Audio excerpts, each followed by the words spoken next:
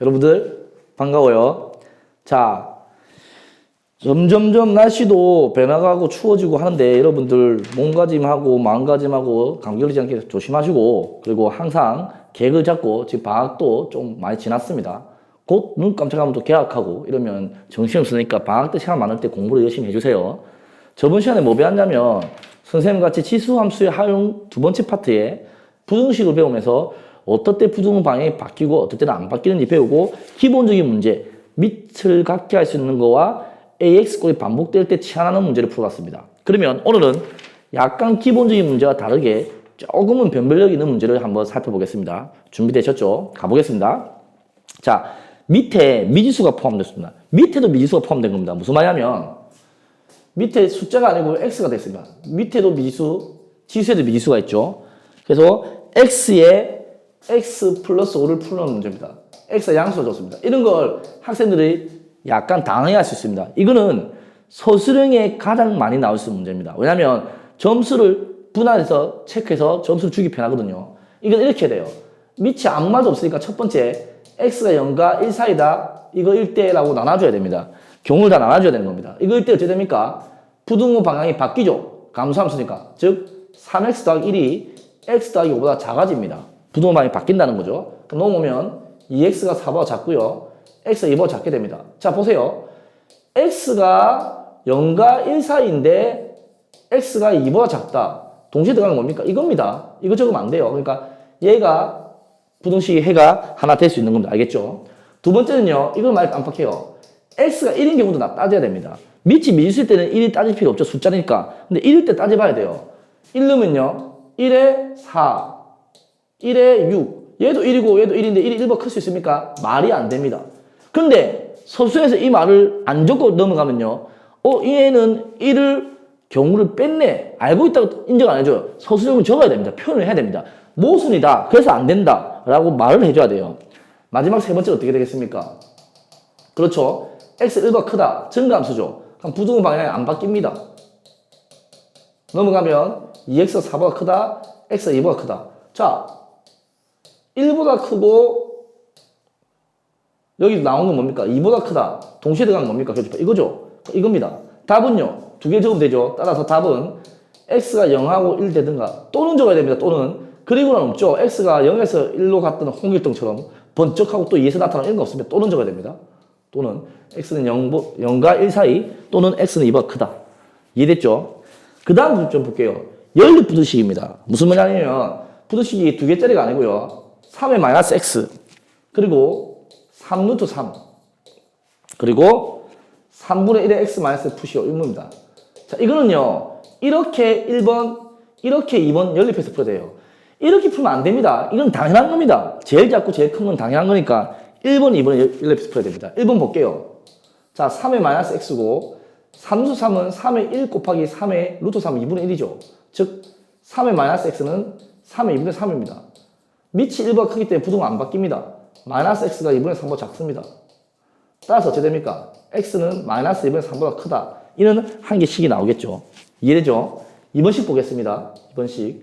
자, 3루트 3이 3분의 1은 3의 마이너스 1입니다. 그래서 마이너스 풀면 이렇게 되겠죠. 그럼 얘는 3의 2분의 3, 3의 마이너스 X 더하기 1. 역시 밑이 1보다 크니까 부등호가 안 바뀝니다.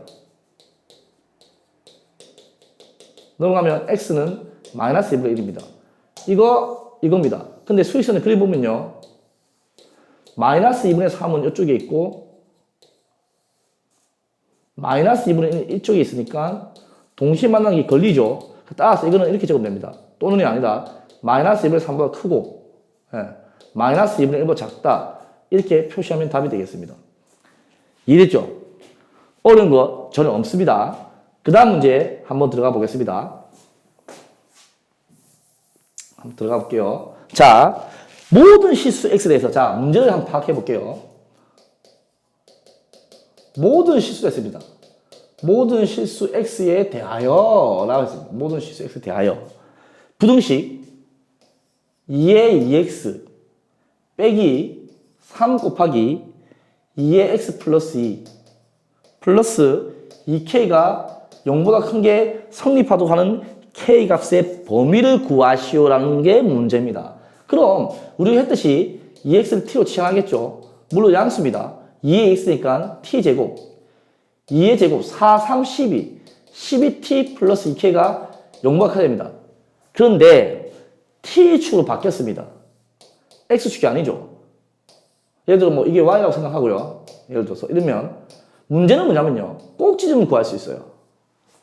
네. 모든 실수 x에 대해서 성립함을 보였는데 치환란이 t에 관한 2차 방정식인데 2차 부등식인데 t가 0보다 크다 했는데 꼭지점 구해보면 t제곱 마이너스 12t 반의 제곱 6의 제곱 이렇게 됩니다. 자 무슨 말인가 하면 자리 바꿀게요. 6이 요쯤 있다 봅시다. t가 0보다 클 때 모두 0보다 크려면 이렇게만 안 되면 되지 않습니까? 밑에 있는 것만 없으면 됩니다. 그러니까 제일 작은 값이 꼭지점이 0보다 큰 게 6이 0보다 크기 때문에 이 범위에 있습니다. 그러니까 꼭지점일 때 최소값이 0보다 크면 되는 거 아닙니까? 그럼 최소값이 뭡니까? 6,2k 빼기 36에서 이건 t값이고 최소값은 이거죠. 이것이 당연히 뭐보다 크면 0보다 크면 되는 거죠. 그러니까 2k가 뭐보다 크면 36보다 크면 되니까 따라서 k 범위는 2를 나누면 18보다 크다. 이게 답이 되겠습니다.